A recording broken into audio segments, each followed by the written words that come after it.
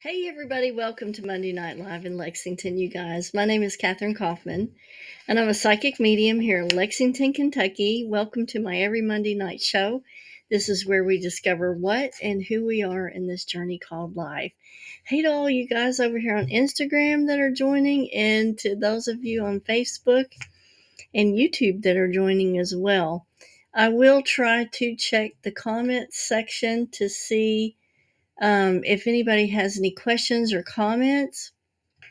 I wanted to go ahead and present the show now in between of the Alien series because there are several people that are waiting for the analysis of these dreams, and I didn't want to have them waiting any longer because, some of them sent their dreams in the middle of December, so they've been waiting for a little while. So I wanted to go ahead and do the show and answer their questions about their dreams.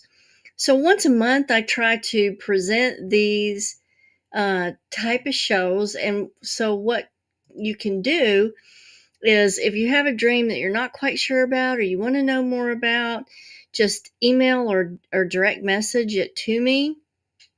And then I collect these dreams and analyze those. And then I present them on a once monthly show. So let me check and make sure nobody has any questions right off the bat. Let's see. Hey to Angela Shields. Good to see you. I'm loving the pictures of your flowers.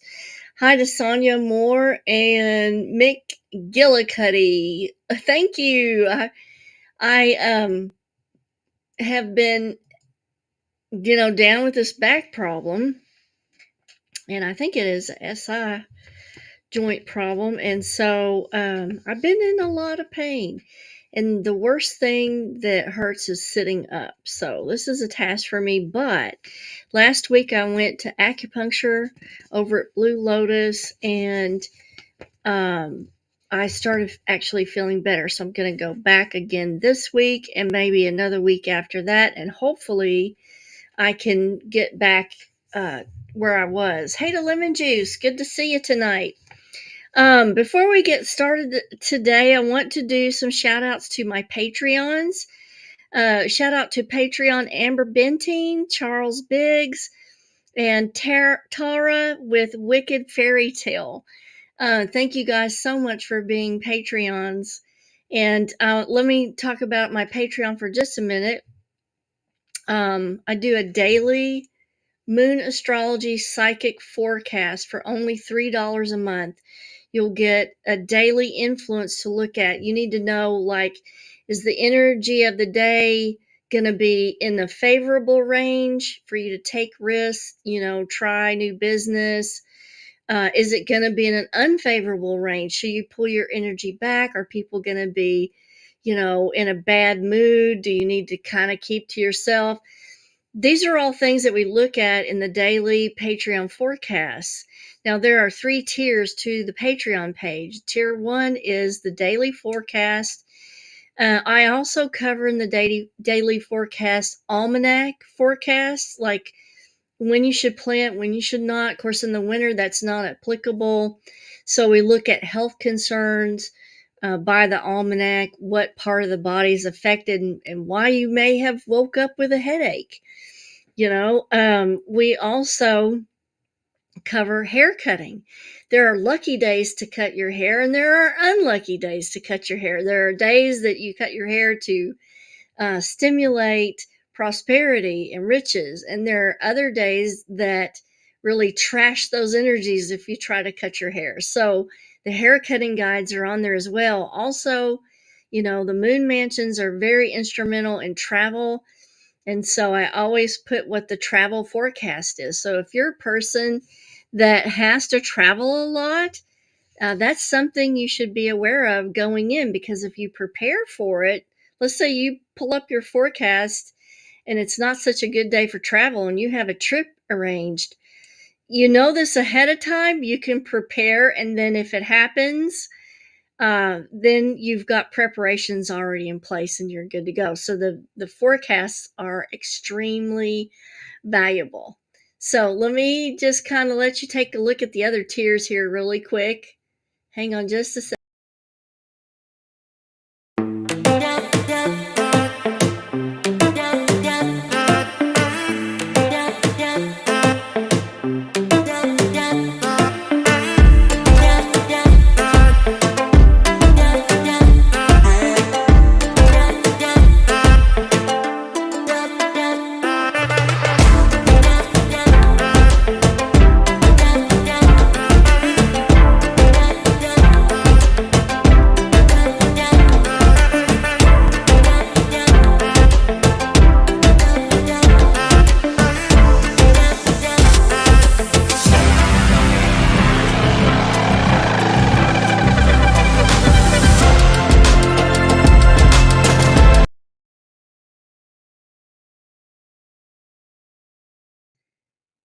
So, if you want to join the Patreon group, and we have such a good time, tier 3 Patreons, I do a live stream hangout with, and they get to ask any question they want.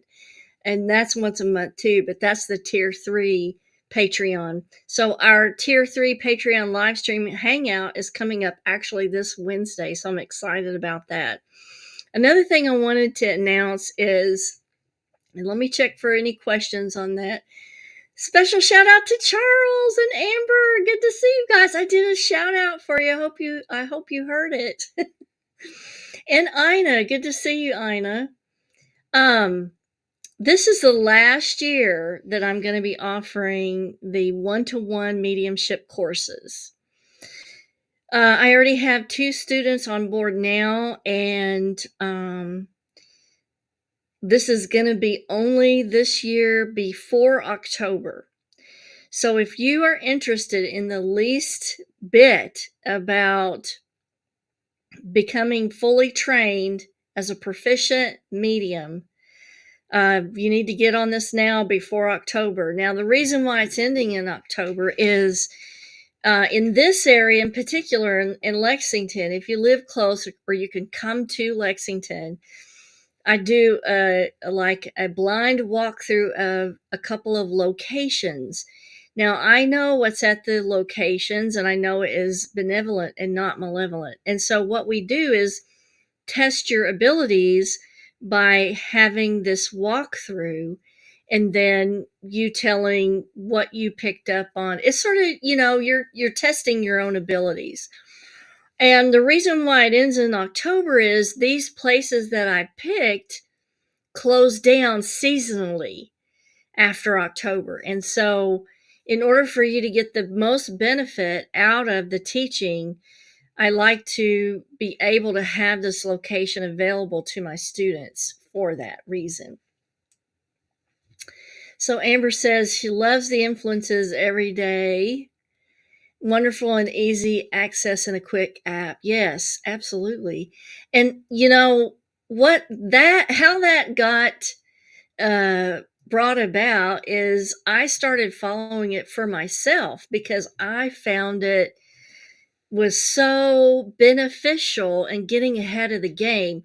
Because if I looked at the influences and did a psychic reading on the day, and I felt like people were going to be more angry, argumentative, and the influences were more leaning towards that, I was prepared. And then if it happened, which it usually does, it wasn't such a big deal because I already knew the potential for that in the environment.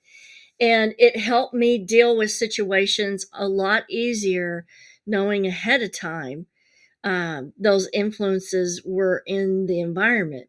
So let's get to these dreams because these people have been waiting a while to be able to get their interpretation. Now, this first one is very long. So what I usually like to do is to read through the dream first and then go back and show you how I interpret it.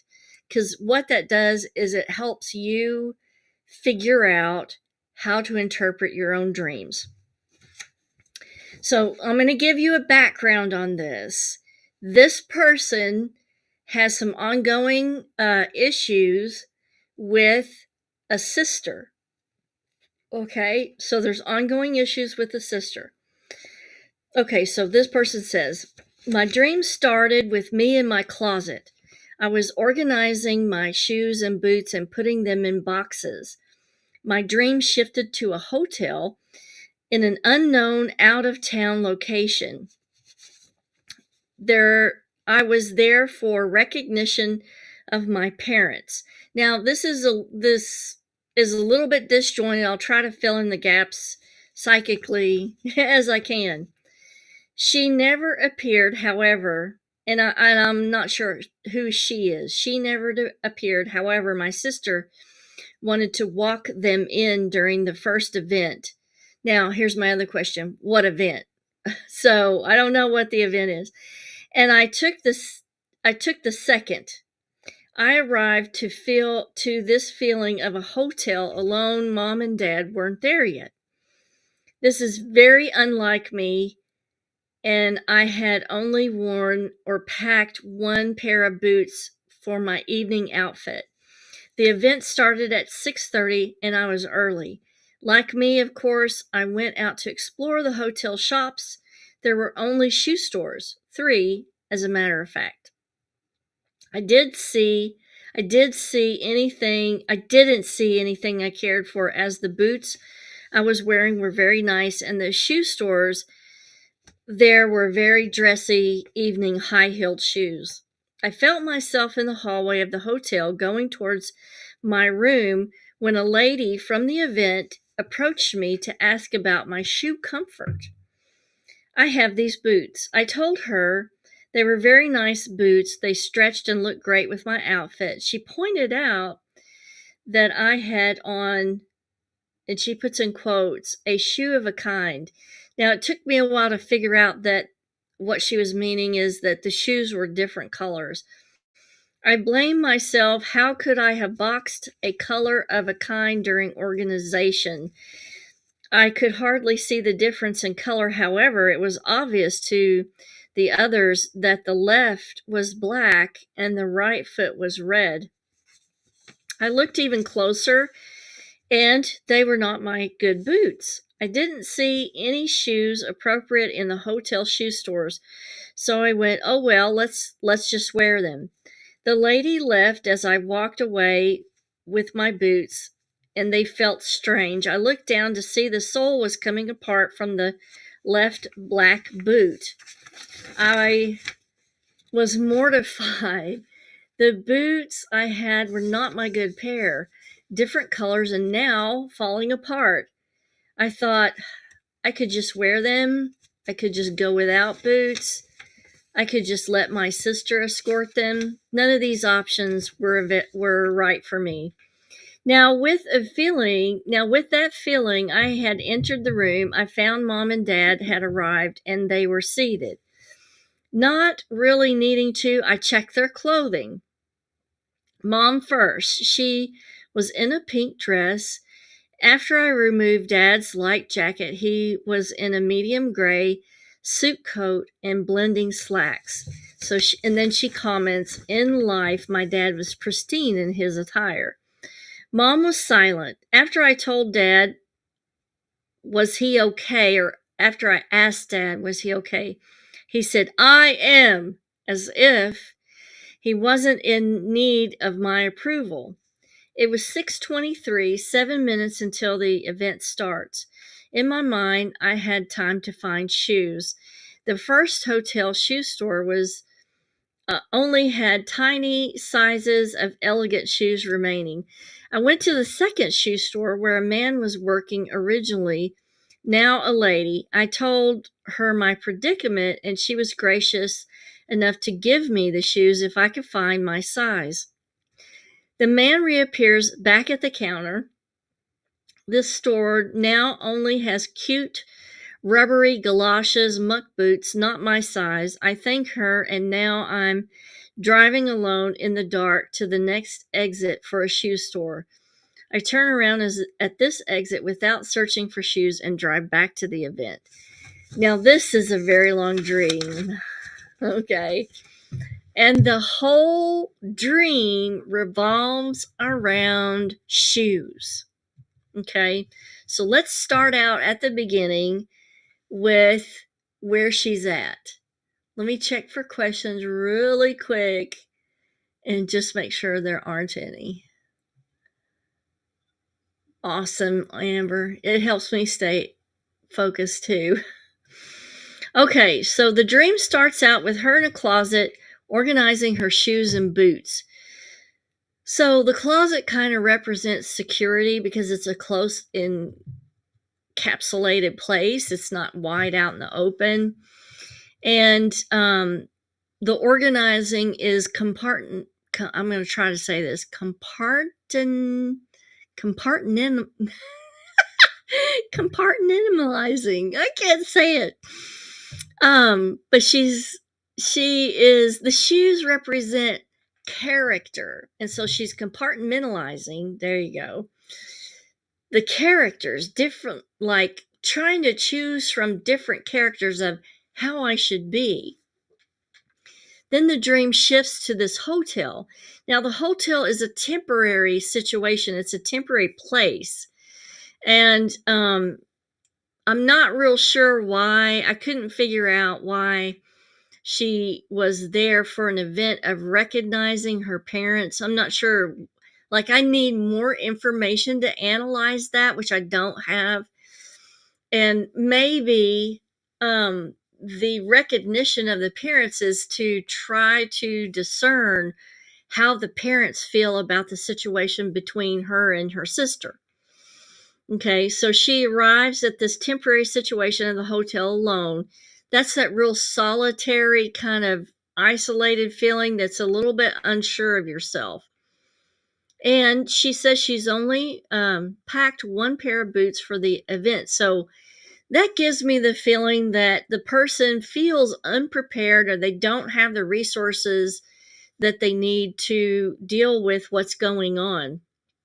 So the event starts at 6:30. The number 630 means that the person is actually on track, even though they feel like they're unprepared. What their spirit guides is trying to tell them is that you're actually on track with things. Now, the shoe stores and all the shoes that go on in this whole thing, shoes represent the quality of the character. And we're going to get into a little bit more when the shoes change color. And so when she's looking at all these shoe stores, she's trying to see what type of character do I fit? What type of character should I use? And she sees that she's wearing her own boots and they're nice. And so that's a good character, easygoing, but it's not enough for what she needs to face right now because she's still looking for boots. Now, there are a lot of shoes that show up that don't fit character-wise, like the high-heeled, dressy evening shoes, the rain boots, and those type of things don't fit for the situation that she's going through right now. The lady that shows up is a spirit guide who's doing an evaluation of her. Because the lady is asking about the comfort of her shoes, which means, are you comfortable with your character trying to deal with this? Then they go into the color of the shoes, which she originally thinks are matching and that she's put them correctly or sorted them, compartmentalized them in the same box. But she realizes now that she's looking at them after the attention is called to it, that number one, they're not her good shoes like she thought. Number two, they're totally different colors. Okay. So the lady brings her attention to the fact that the right boot is, I think, red and the left boot is black. Okay, so what that means is the black represents negativity and the red represents this anger aspect of what she's going through. So then she just says, well, we'll just wear them and see what happens. And so as she's walking, the boot feels strained and she looks down and sees the soles coming apart. So that's the foundation of negativity kind of dispersing or not being able to be held up. So then she's saying, oh my God, I can't believe these are not my good pair. Meaning her foundation, her constitution is dealing with these energies of negativity and anger. So she's not in her best pair of shoes. So what's really going on here, because she's trying to wear these boots that are ill-matching, is she's trying to use these lower vibrations to help her out with this difficult situation with the sister, but her good side, or her good vibrations, are actually rejecting the negativity. And that's all kind of reflected in the shoes falling apart, there being different colors. And she's rejecting it all because she just doesn't feel connected to that. Now, when her mom and dad arrive safe, she goes to check their clothing. So she's looking for aberrations in the clothing, but they both present well. The mom presents in a pink dress, which indicates a real feminine energy, and the dad presents himself in a medium gray suit coat and blending slacks, which represents neutrality and balance. And so she's sort of trying to feel them out on how they feel about the situation. And dad is being neutral and in balance, and mom is sticking to her female energy. Now, when she asks if her dad is okay, he responds a little abruptly because he's kind of asserting a little bit of dominance. This is like a visitation with his spirit who's passed on. So he's issuing forth a little bit of dominance for her to work things out with her sister,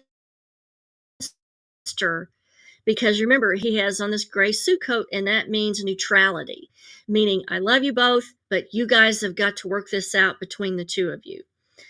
Now, at 6:23, the event starts. Now, 6:23 means it's a call for self-improvement and work on the self. So I feel like that with a little bit of self-work, that this person can really work through this issue that they have with the sister.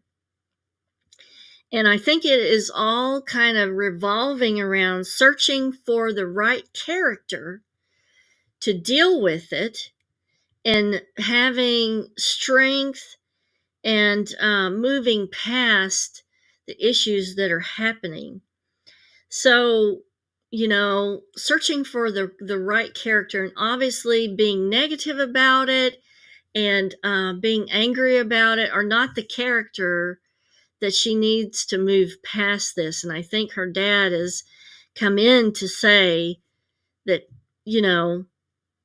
you guys need to work this out between the two of you.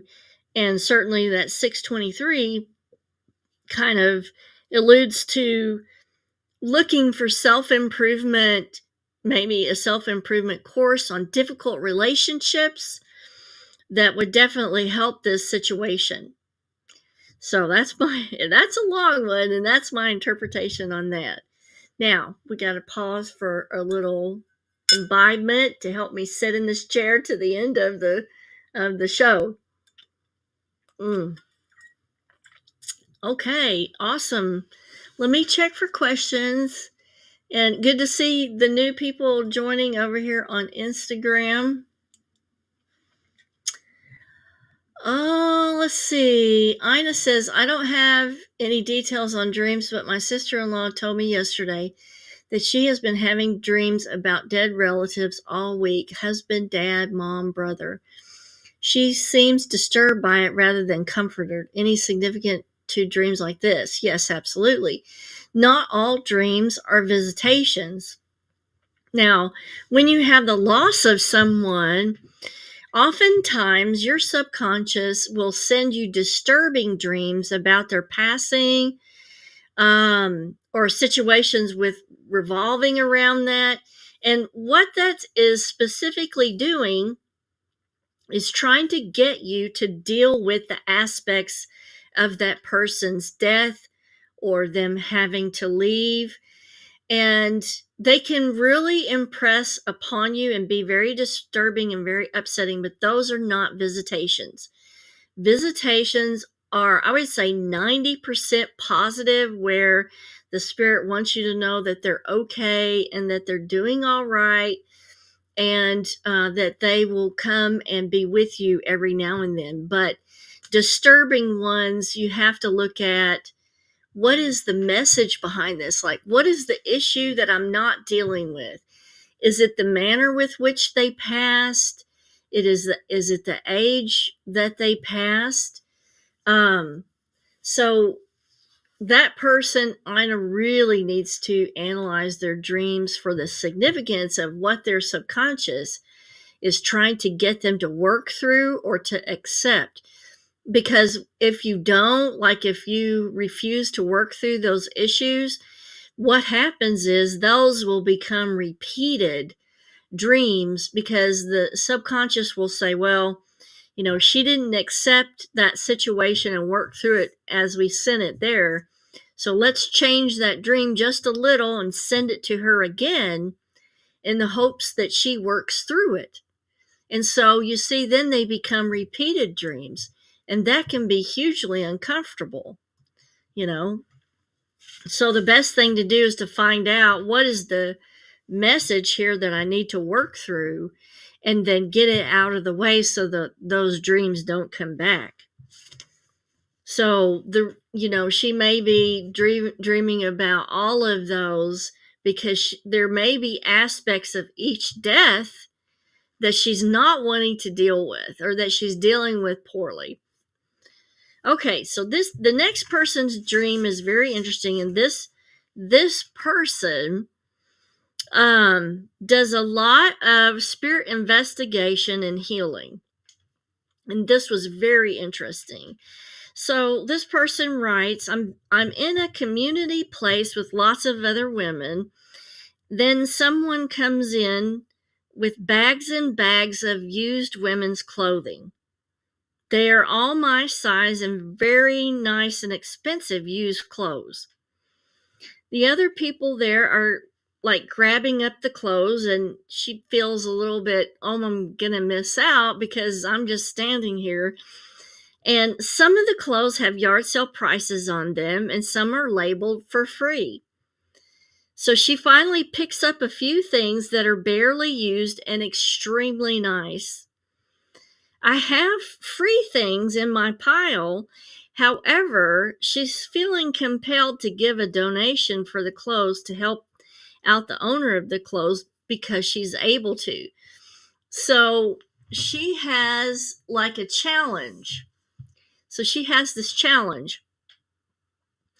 She's getting these hugely nice clothes for free, but she has enough money to give a donation for the clothes. So there's a little bit of a quandary there on, I could keep them for free, but I feel like I need to give just a little bit of money, which I can, for them, which she does. She gives her little bit of money for the clothes, and then the dream changes. So what that whole dream means is that, good things are going to come to her, but she needs to give back. So that's like, giving back to the community, or giving back to people that are around you. Hey to Joan Aubrey McCoy, good to see you tonight. Let's check for questions really quick, just to make sure there aren't any. And thank you for that question, Ina. I'm sure other people have wondered about that too. So if you have any questions, it's really beneficial to put them in the comments, because maybe somebody else is wondering the same thing. And when you ask a question, that not only benefits you, but it benefits them as well. Now, the next dream that she goes into is extremely interesting. So she suddenly says, I'm under or inside a mountain. There are people standing ahead of me. We're going deeper inside to a meeting area. A human-like demon is following me, and he is behind me. His coloring is a really dull yellow, and he is right on my heels at shoulder level. All I have is a wooden pestle in my right hand. I turn around and begin like an exorcism prayer, but I'm feeling that this is not working and it's weak. Then I start a different prayer, reminding the demon that he is too a creature of God, and that even though he is demonic, he is God's creature and God still loves him. I remind this creature that all it has to do is renounce his standing and cast off evil and return to God. I am using the pestle as a holy object to repel the demon, and it is made of wood. I see that his eye has a tear streaming down the cheek, and he backs off, coming after me. I then am able to enter the meeting area alone, and the dream ends. This is such a super interesting dream. So let's go and analyze this. So they're going into a mountain underneath and deeper. So what that means is that the person is entering deep into the subconscious, very deep into the subconscious, and they're going to a meeting area. So this is important because that's usually where you kind of connect with God, where you connect with your spirit guides, where you connect with your deities. And suddenly she feels and sees this demon behind her. Now it is not wanting her to go into these deeper recesses and do whatever it is she's going to do. I guess it doesn't want her to connect with God. Maybe it doesn't want her to connect with her deities. It doesn't want her to connect with her spirit guides, because the only objective of a demonic presence is to destroy. That is the sole purpose of a demonic entity, is to utterly and completely destroy you physically and spiritually. And so she notices that the color of this entity is kind of a dull yellow. And dull yellows are cowardice, shrinking, kind of putrefied. You know how stuff will get yellow after, let's say you get food and it's green and then all of a sudden it turns yellow. It sort of has a decaying type of meaning. Now she tries the exorcism prayer. It doesn't work. That's not what's needed in this circumstance, because you can't exorcise a demon. It is what it is. Now, she has this wooden pestle in her hand. Wood is one of the most sturdy, safe type of things that you can have, that's been, used since time immemorial. All the stone crosses and metal crosses and stuff. And the pestle is used to pound things in the mortar. And so it's used to that action of imprintation, which is why that shows up as what she's using to try to get this demon off of her. The action of the pestle is a direct action like that. And so that's why the pestle shows up. And I thought that was really interesting. So the exorcism prayer doesn't work because the demon is what it is. Then she switches and does the different prayer, reminding this demonic thing that it too is a creature of God, and that it is important to God still, even though it is demonic. And that turns the demon upon itself as it gets a tear in its eye. This was such a cool dream, and I actually think that this person encountered this entity in the dreamscape in her subconscious, and it was sort of like a test of her ability to fend it off, which she did so phenomenally. So hats off to you. This was awesome. And so that was a really, really cool dream to analyze. Okay, the last dream. This one's pretty easy, but I'm going to present it anyway because it's just a really nice dream. It's kind of classical. So this dream, this person says, I'm outside walking my dog in a field, and it's a bright day, and my dog is on a leash. But then she says, I don't have a dog in real life. And then I see that a pack of dogs are loose and coming towards us. My dog looks up at me, scared, and tries to run, but is on the leash. I'm trying to protect my dog, but there are too many of the wild dogs tearing at him. Okay, now she says him. So that means whoever she's worried about is male. And the fact that it is a dog may mean that it's a friend. And so her friend may be feeling tortured by all of the attacks on him by other people for being male, maybe. So she's having a lot of struggle with, how do I protect this person, or what do I do or say that can even help them? And really, because she has this person is so connected to her, she's feeling really kind of impotent at being able to help, and she's having to just watch it happen. And so her subconscious is trying to get her to deal with all of these feelings that are going on, because it's creating a lot of internal strife within her. And so that's an easy one to analyze, but I think it's very pertinent in our everyday lives right now, especially. Now, let me check for questions one last time, just to make sure we're okay.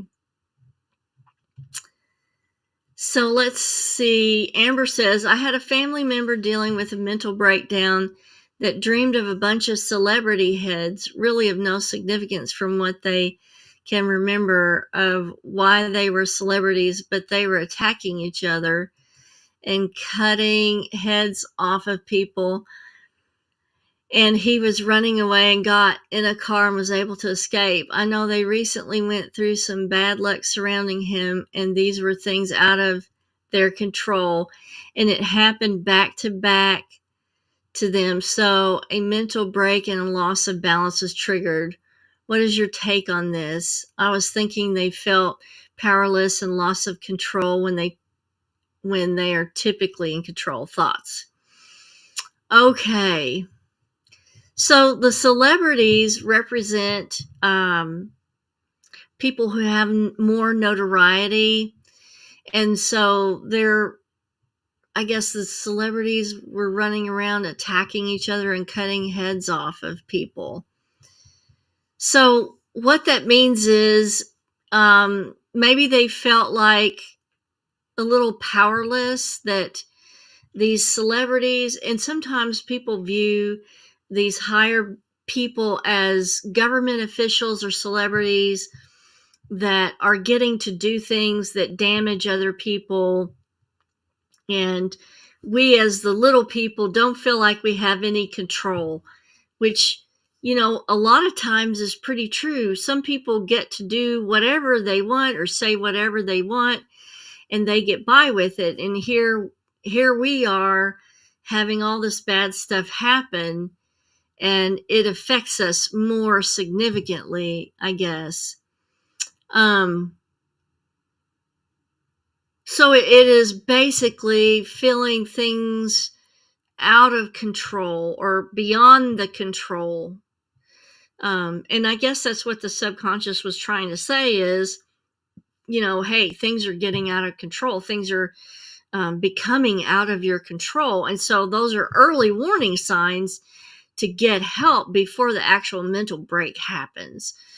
And so that's why I always say that one of the biggest self-help tools that you could ever learn is dream recall and dream incubation. So that is a very good question and a good example. And Amber says it was financial too. Yeah. That's, so many things appear out of our control these days. And we really have more control than we think, but it's the feeling of things are spinning way out of the ballpark here. It's just that feeling, and it really, those feelings can really block a lot of solutions from becoming apparent. So the more meditative techniques that you can use to try to find solutions to your problems, the better that your situation will be. Now, let's go into, I'm going to throw out some ideas for next week.